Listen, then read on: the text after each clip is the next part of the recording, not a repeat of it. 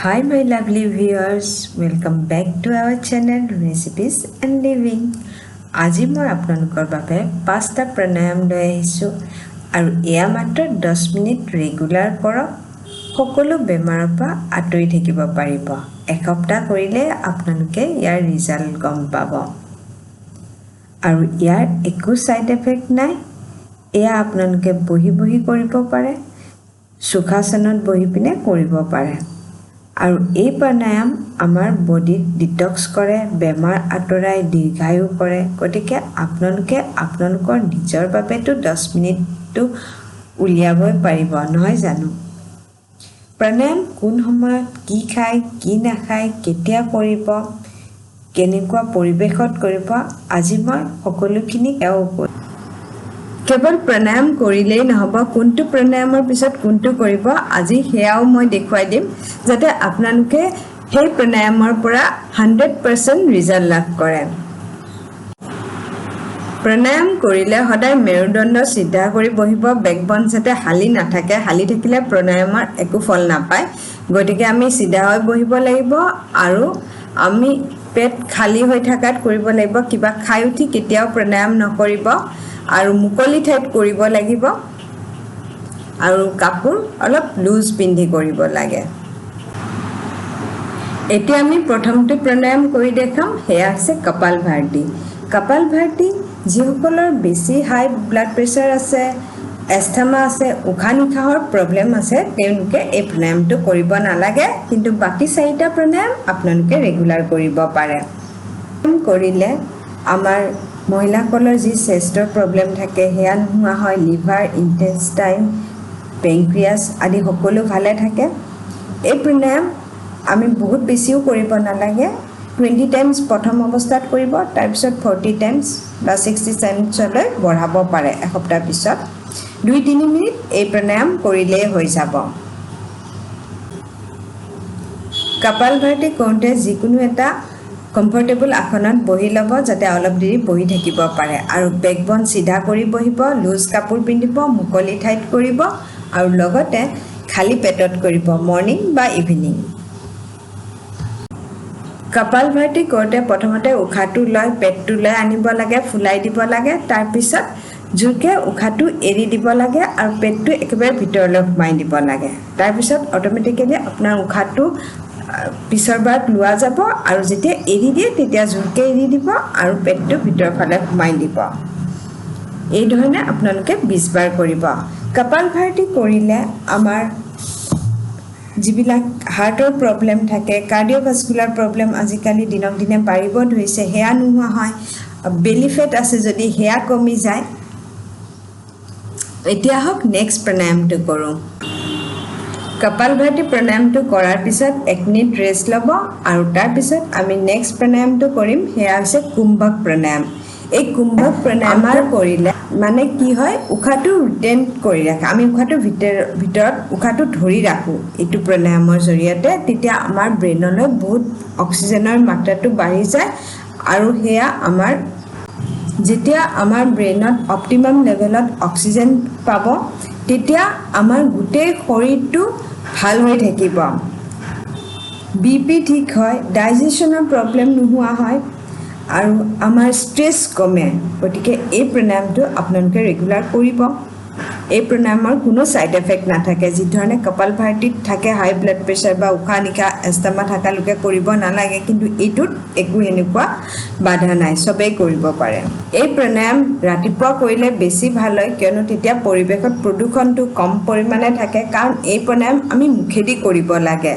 নাকেদি কৰিলে আপোনালোকে চাব অক্সিজেনৰ পৰিমাণটো কমকৈ ভিতৰলৈ যায় যেতিয়া মুখেদি উশাহটো ল'ব তেতিয়া আমাৰ বেছিকৈ অক্সিজেন যায় এতিয়া এই প্ৰণায়ামটোত দেখিছে মই ভিডিঅ' দেখুওৱা ধৰণে মুখেদি উশাহটো লৈ পেটটো ফুলাই দিব আৰু অলপ দেৰি ধৰি লওক 2 ছেকেণ্ডত আমি উশাহটো ভিতৰলৈ লৈ গৈছোঁ হোল্ড কৰিব যিমানখিনি আপোনালোকে পাৰে 3 ছেকেণ্ড যদি হোল্ড কৰিছে তেতিয়াহ'লে আৰু 4 ছেকেণ্ডত উশাহটো লাহে লাহে এৰি দিব কাৰণ আমি 2 ছেকেণ্ডত লৈছিলোঁ 4 ছেকেণ্ডত এৰি দিব এই ধৰণে আপোনালোকে 3-4 মিনিট কৰিব এয়া কৰিলে আজিকালি বৃদ্ধ অৱস্থাত ডিমেনচিয়া এলজাইমাৰ যিবিলাক পাহৰা বেমাৰ বৃদ্ধকালত হয় সেয়া নহ'বৰ কাৰণে আমি ৰেগুলাৰ এই প্ৰণায়ামসমূহ কৰি থাকিব লাগে।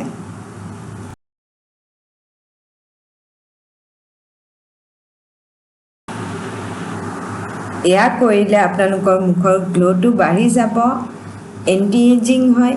আপোনালোকৰ যদি ৰিংকলছ হৈছে সেয়াও নোহোৱা হৈ যাব, যিমান বয়স তাতকৈ 15 বছৰ সৰু যেন লগা হ'ব। উশাহটো ধৰি ৰাখিব যিমানখিনি আপোনালোকে পাৰে, কাৰণ প্ৰথম অৱস্থাত বেছি সময় নোৱাৰিব।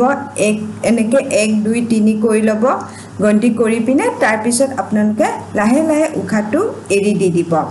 আৰু উশাহটো যেতিয়া এৰি দিয়ে, যিমান আমি উশাহটো লওঁতে যিমান টাইম লগাইছোঁ, উশাহটো কিন্তু এৰি দিওঁতে তাতকৈ ডাবল টাইম যদি আমি কৰিব পাৰোঁ, তেতিয়াহ'লে আমি 100% কুম্ভক প্ৰণায়ামৰ পৰা ভাল ৰিজাল্টটো পাম।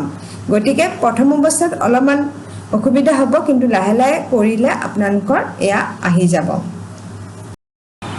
আজি মই দেখুওৱা প্ৰণায়ামবিলাক বহুত চিম্পল, কিন্তু বহুত বেছি হেল্থ বেনিফিট পাব। এতিয়া হওক নেক্সট প্ৰণায়ামটো কৰোঁ, সেয়া হৈছে অনুলোম বিলোম প্ৰণায়াম। ষ্ট্ৰেছ, মাইগ্ৰেইন, ডায়েবেটিক, ফেটি লিভাৰ আজিকালি বহুত বেছি হ'বলৈ ধৰিছে, সেয়া নোহোৱা হৈ যাব। তেতিয়াহ'লে ষ্টাৰ্ট কৰোঁ। আমি প্ৰথমতে সদায় লেফ্ট নষ্ট্ৰিলছেদি উশাহটো লাহে লাহে ল'ব লাগিব, পেটটো লৈ নাভিলৈ আনি পেটটো ফুলাই দিব লাগিব। তাৰপিছত লেফ্ট নষ্ট্ৰিলছটো বন্ধ কৰি ৰাইট নষ্ট্ৰিলছেদি উশাহটো লাহে লাহে এৰি দিব লাগিব।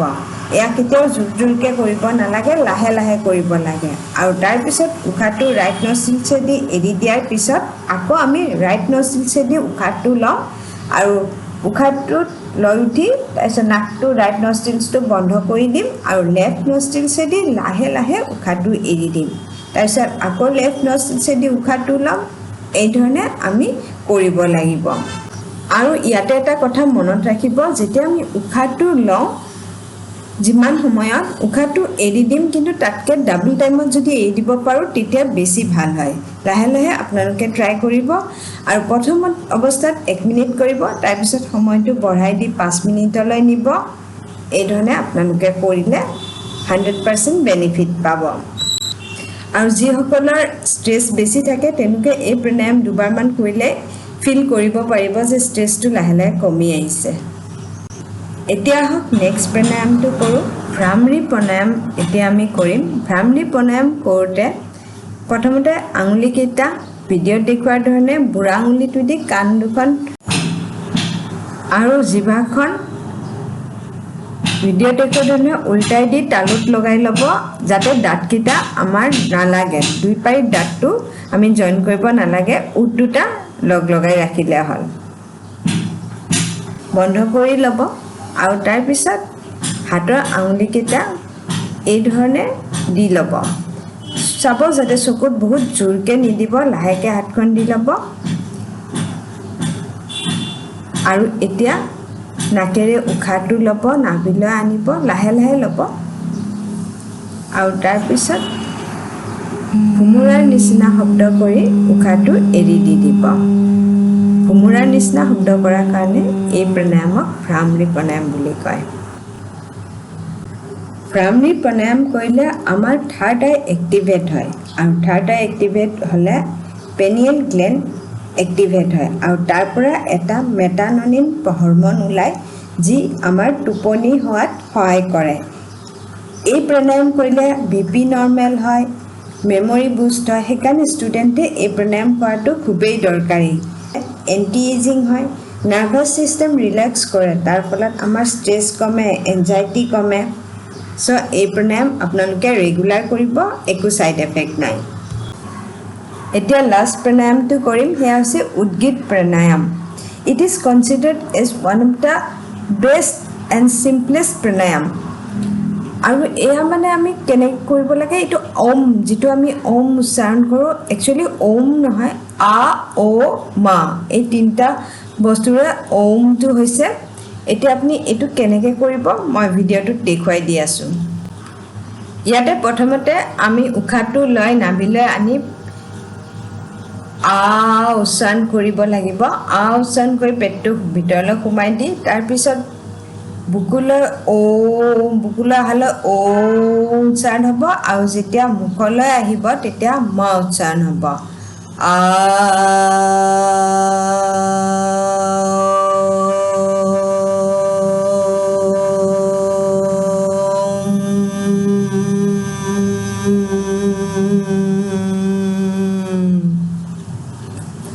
আটোতকে আমি ওটো আৰু অলপ দীঘল কৰিব লাগে আৰু ওটোতকে মটো আৰু অলপ দীঘল কৰিব লাগে এই ধৰণে এটো কৰা হয় কেইবাৰমান কৰিলে আপোনালোকে চাব বহুত বেছি ভাল লাগিব